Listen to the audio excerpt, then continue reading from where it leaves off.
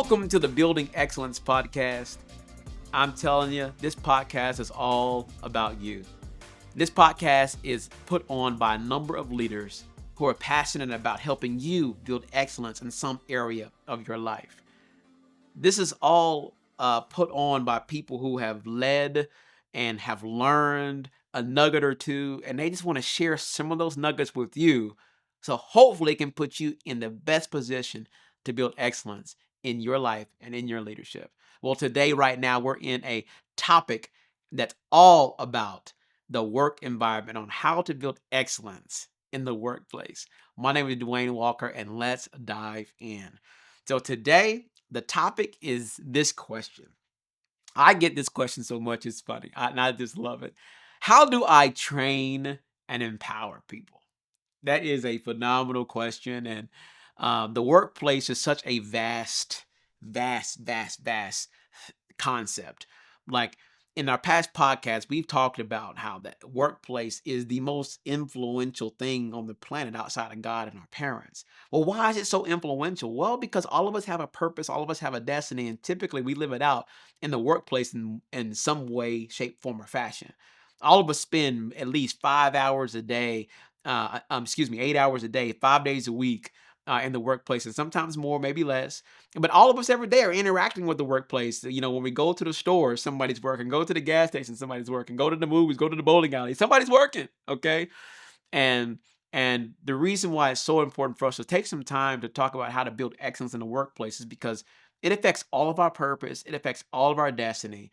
And one of the things that can hurt people in the workplace, one of the things that can hold the workplace back and make a workplace never reach its full potential, one of the things that can really make people chase other purposes and other destinies and other jobs and careers is this one thing: people not knowing how to train and empower people properly.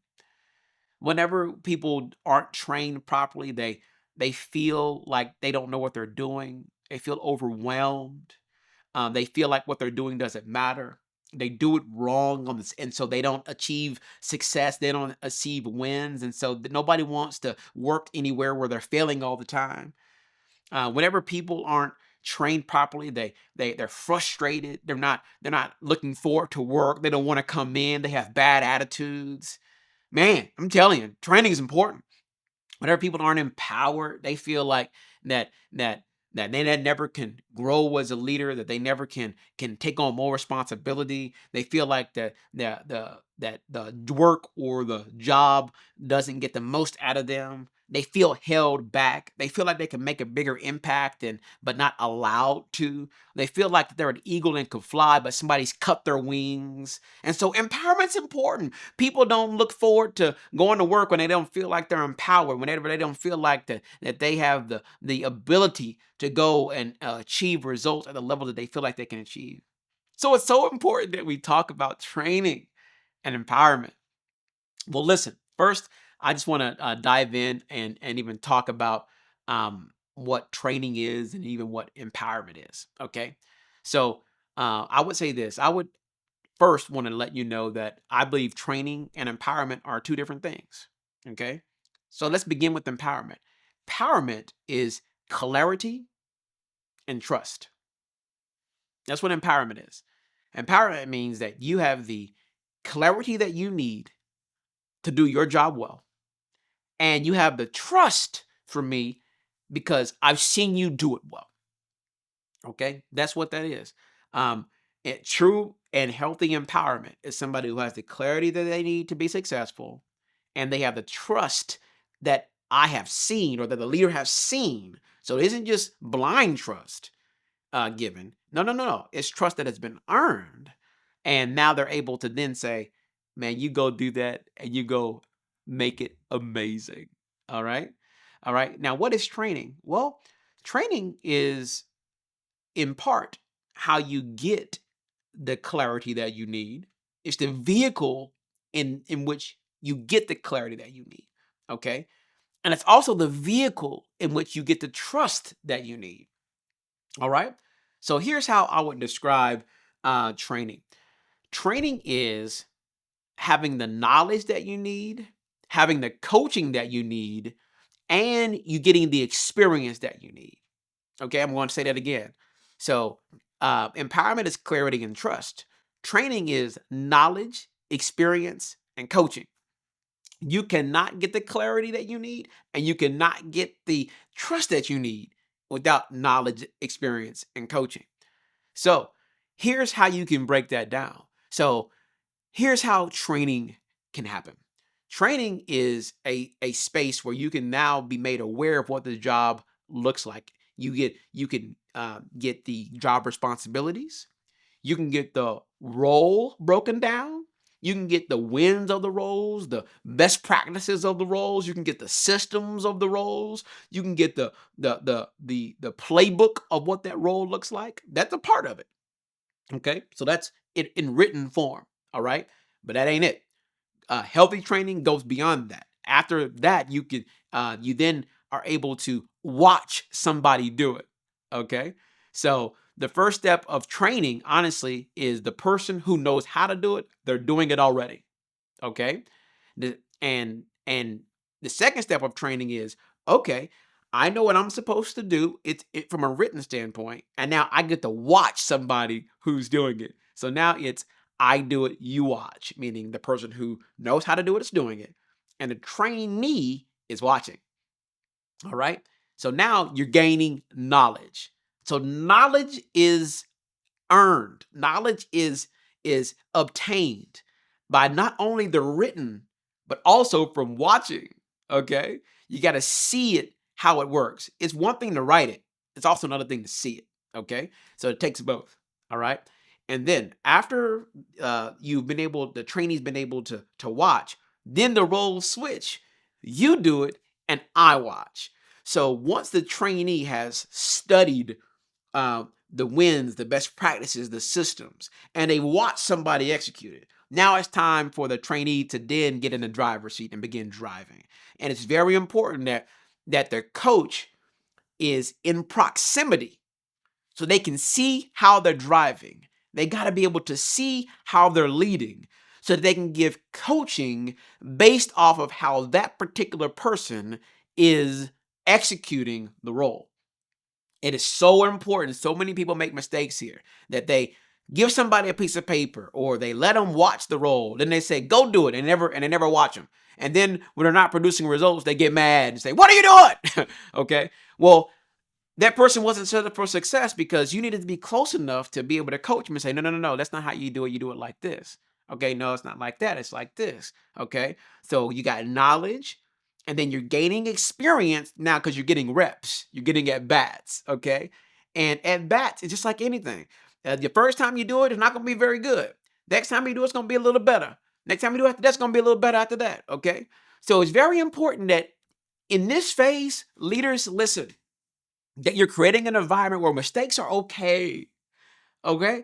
Mistakes gotta be okay. In our previous session, we talked about the importance of culture. Please, please, please produce an environment where mistakes are okay. Why are mistakes okay? Well, because every leader is going to make them, including you. Mistakes have to be okay. Create a culture where we actually know that whenever you get in the driver's seat, you're not going to know how to drive as good as me. Okay? And you may never know how to drive as good as me. All right? But the goal is for you to take at bats, and that every time that you take an at bat, you get a little better. You get a little better. You get a little better. Okay.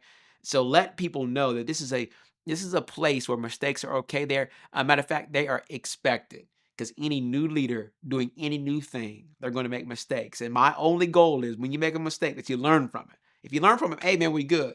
Now let me qualify that. Stealing ain't no mistake. That's stupid.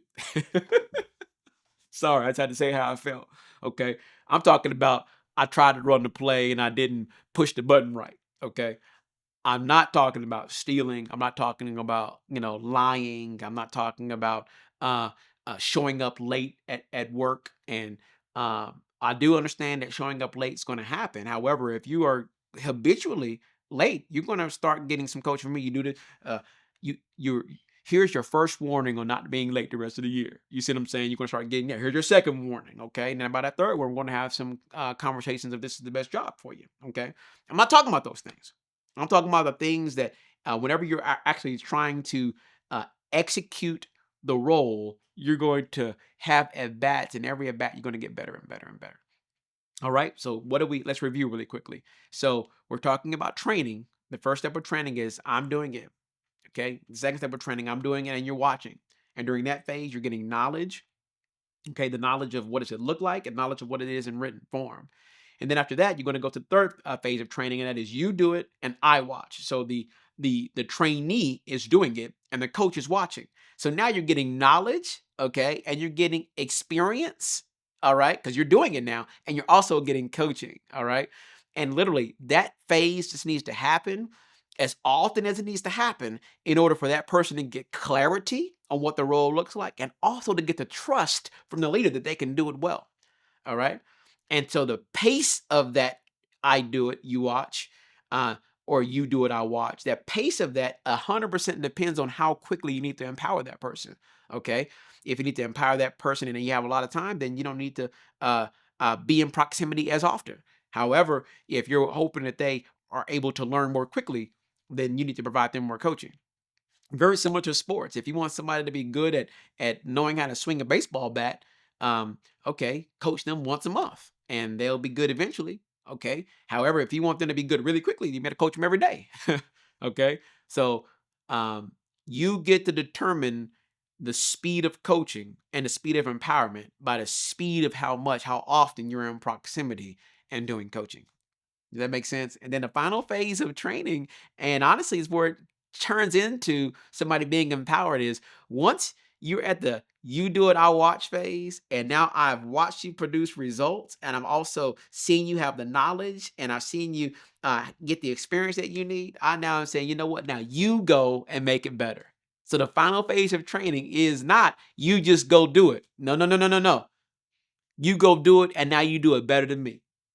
Amen. So now that's full empowerment. You get to go fly, go be that eagle that you've been called to be. Okay. Now, leaders, I want to tell you this, watch out. So many leaders have made this mistake. They didn't want to empower somebody until they were as good as them. I want to tell you this. If you're a leader, you are typically not going to have people that are going to do it as good or better than you. Okay, especially if it's an area of strength for you. All right. If it's an area of weakness, then you're hoping they do it better than you. All right. But if you are empowering somebody to do something that you are strong in, I need you to be okay and comfortable with them doing it 80%. Okay. 80% is good enough. All right. Don't like stop empowering people in an area because they aren't as good as you and it's an area of strength for you. 80% is good enough. Now, listen, if it's an area of weakness for you and need somebody that's going to be better than you, then you definitely want to empower them and empower somebody that you believe is going to be better than you are. All right. So that is like the highlights of how do you train? Okay. How do you empower? Empowerment is clarity and trust. Well, how do I empower somebody? How do I give them the clarity that they need? How do they earn the trust that they need? Well, that's through the training process. You take them through the process of I do it, you watch, and you do it, I watch, and you learn the knowledge, the experience, and the coaching in order for you to go do it and excel and make it better. All right, so that's that part. So one thing I gotta give you all a few nuggets as it relates to this process. Okay, number one, training leaders listen. Training is painful. Empowering people is painful. All right. Um, most leaders don't enjoy it. Okay. If you are one of those leaders that enjoy it, bless you. I want you to know you are rare and you are blessed and highly favored. All right. For the others of us that don't enjoy it, hey, you're in good company. All right. Um, it's typically really painful for us to slow down. Okay, because we're already busy. One of the reasons why we're hiring is because we're busy. One of the reasons why we're hiring because we're feeling pain. One of the reasons why we're hiring is because there's more things that demand our attention than we're able to give it to. So we just want somebody to learn fast and do it as good as us and or better than us and give it to you and buy. but none of that's a reality. Okay. Um, if somebody's going to have the get the clarity that they need, if they're going to get the knowledge and the experience and the coaching that they need, they've got to talk to us. They're gonna have to talk to us and ask us questions. And many times when you're getting those questions, you're busy, you got other things to do, and you're feeling the weight of the world, and we got timelines and deadlines you're trying to hit. Oh, and they're asking you questions, interrupting your day. Listen, it's okay. Embrace that pain. Embrace the fact that it gets on your nerve. It's okay. It's supposed to. Okay. Embrace it. It's like taking medicine. Okay. That is you taking medicine for your company. In fact, I just think we all should just have a little bottle that's just it ain't Robitussin, it's questions.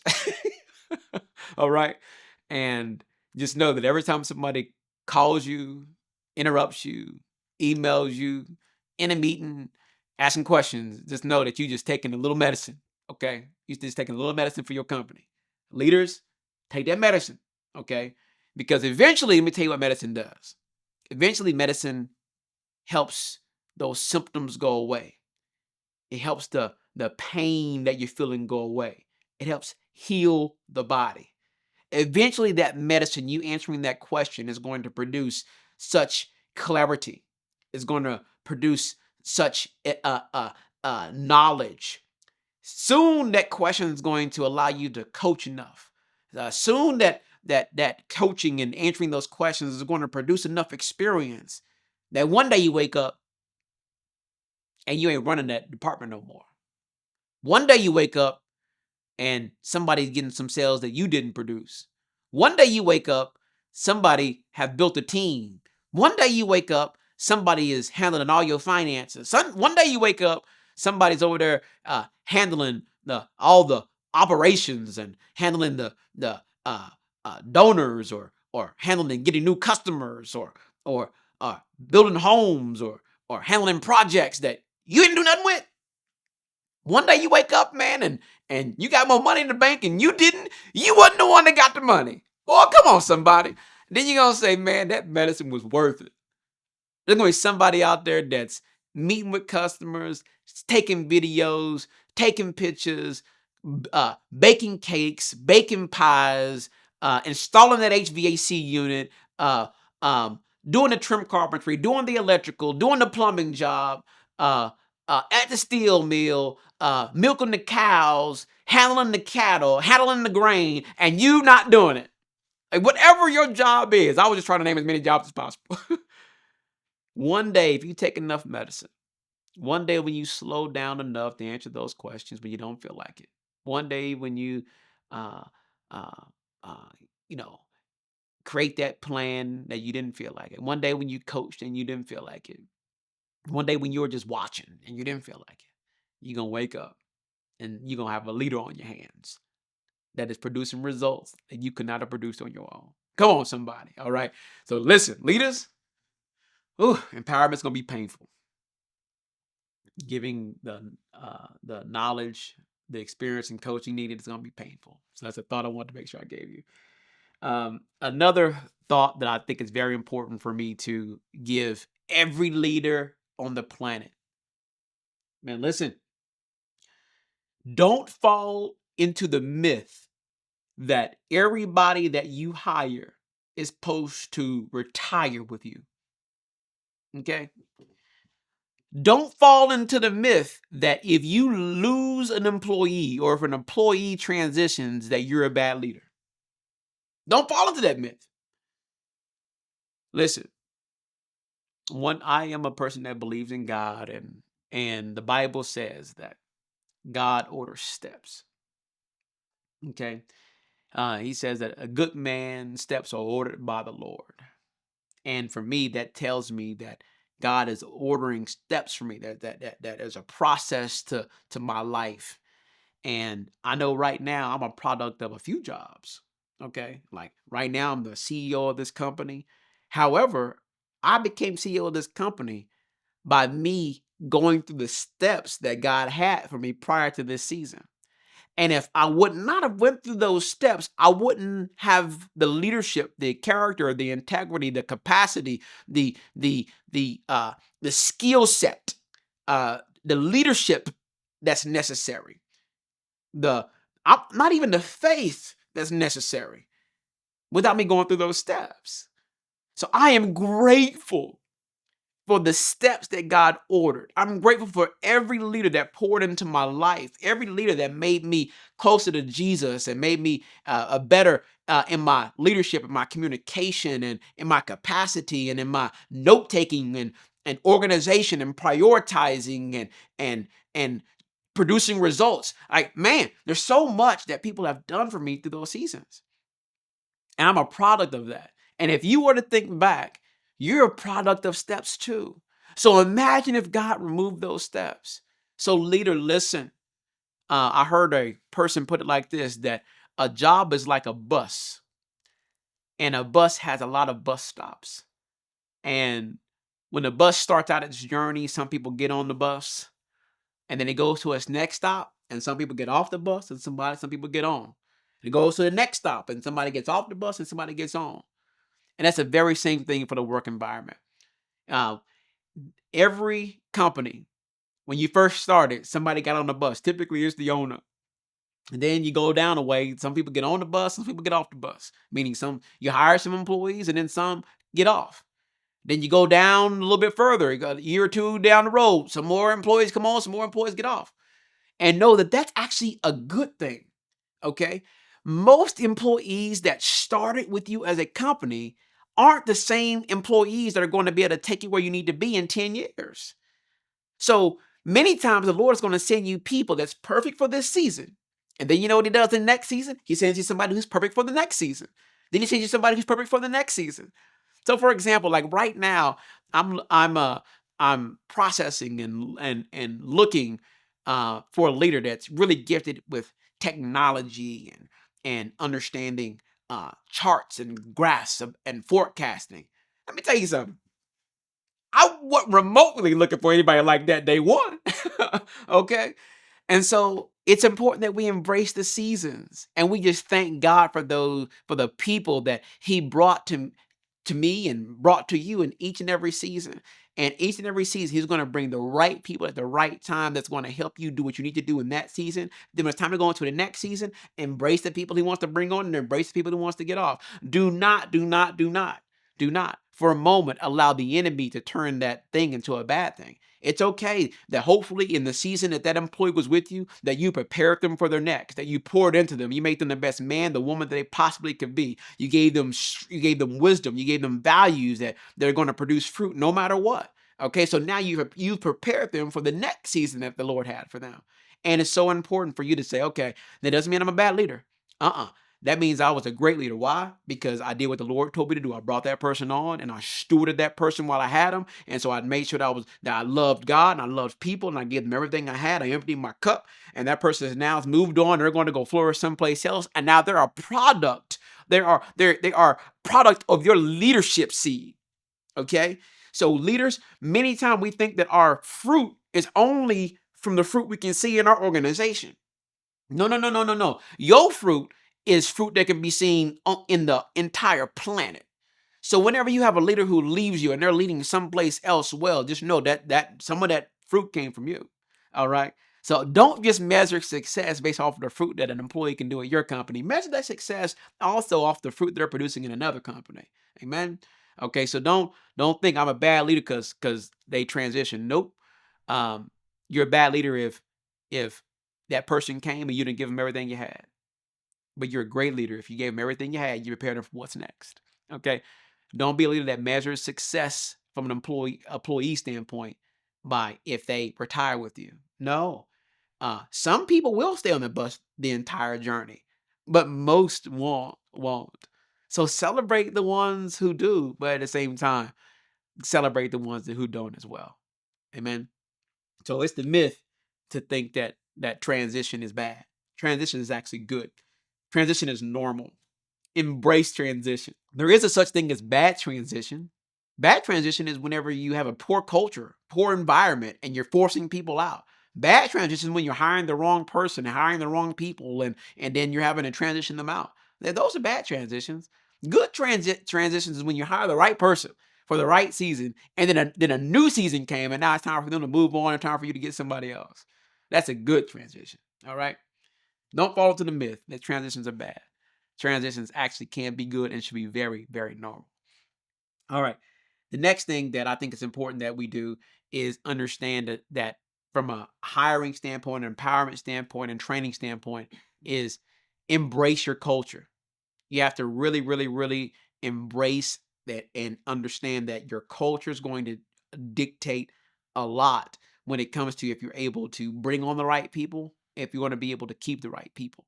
The culture is the boundaries in your organization, behavioral boundaries. Like, here's what we allow from a behavior standpoint. Okay. And the better your culture, the more that people are going to thrive, the more people are going to want to be there, the more that people are going to look forward to go to work. The worse your culture, the less people are going to want to come to work, and it's less likely for you to be able to keep people. So your culture, paying attention to that is very important when it comes to training and empowering. I don't care how good you train, I don't care how good you empower. If your culture is bad, you are not going to be able to get the results that you want, no matter how good you train and empower people. So make sure that your culture is a phenomenal soil, and that your culture is phenomenal soil for your training and empowerment to be able to produce the most fruit. I'm going to say that again. Make sure your culture is phenomenal soil that your training and empowerment that you put into employees is able to produce it the most fruit. The more fertile your culture soil is, the more fruit that your training and empowerment is actually going to bear. All right. So really, really, really focus on your culture. Make sure it's an excellent one. Another one that another thought that I think is important that I give every person is when it comes to asking, when it comes to how do I maintain good relationships with my employees, it's very important that you have one-on-ones with them. One-on-ones, weekly, bi-weekly, at minimum monthly, or they're about an hour at a time where you're able to talk, ask questions, and not only it's about work, but also life. You get a chance to just make sure that they're doing okay and personally in their life, and at the same time that they're doing okay professionally. um, it's important that employees have outlets to share their perspective, to share their questions and concerns that they have, you know, personally or professionally. And if you don't do that, then it could be a recipe for being blindsided one day with transition. It could be a recipe for somebody, feeling something that you didn't intend and you didn't know about. So therefore, now they're making decisions on their own in isolation without you being aware. So having one-on-ones are very important to training and empowering. Okay, correctly. In one-on-ones, you can ask questions like, "How am I doing with your training process? Is there anything that you think I should be doing differently? How could I be a better leader for you? Is there anything in my leadership that's holding you back? Is there anything that I could be doing differently that if I did it, it would help you achieve greater results?" Like, those are phenomenal questions you can ask whenever you're having one-on-ones with staff that can really help you produce phenomenal results, not only in your company, but also just in their lives. And the last thing that I'm going to say is this: it's very important that as leaders, when we're trying to train and empower people, that we embrace healthy conflict. Okay. As leaders, we can't ignore the things that need to be addressed. Okay. Because if you don't address it, you bless it. If you don't celebrate it, many times it won't be repeated. So it's a very important that we have healthy conflict about things that are thoughts or concerns for that you have as a leader for the employee, or that the employee has for you. So uh, as a leader in a company, I want to make sure that I embrace that employees can only be in one of four areas. They can be highly engaged, they can be engaged, they can be disengaged, or highly disengaged. Those are the only four areas they can be in. Okay. And I want to be a leader that is producing results in my organization where the bulk of my staff are highly engaged. And the only way for them to be highly engaged is if we address things that aren't good in our company. So I got to address things in their leadership and in their behavior that isn't going to produce fruit. That's called coaching. Okay. In order for somebody to produce maximum fruit, to be empowered to their maximum ability, it takes knowledge, experience, and coaching. So that means you, leader, got to give them thoughts and perspective on how they can produce better fruit. Don't be silent. Don't be silent when you know that there's something that you have in your mind that can help them be a better mom, be a better dad, be a better husband, be a better wife, or be a better leader, or be able to produce better results. Speak into them, and then allow them an opportunity to do the same to you. Allow them to be able to speak into you, because they're going to see things. The closer that somebody is to you, the more they're going to see your chinks in your armor, the areas that are blind spots for you, areas that are challenges, that things that you aren't going to be able to produce fruit in. So be brave and ask them, you know, questions to allow them to speak into your life too. Okay. I just want to make sure that we understand that you can't have a healthy culture without healthy conflict. You can't have high level results from your training, high level results from empowerment without healthy conflict of speaking the truth in love about how we can grow as a company, how I can grow as a leader, and how you can grow as a leader, and how our environment and culture can grow to be the best soil it can be for staff, employees, and customers to thrive. Cool? I hope that was helpful, guys. I know that was a lot of information, but I wanted to do my best to help as many people as I could build excellence in the workplace. This time it was all about, man, how do I hire? How do I train? How do I empower? How do I keep people? Okay. All right, I'll see you next time on the Building Excellence podcast. Thanks for listening.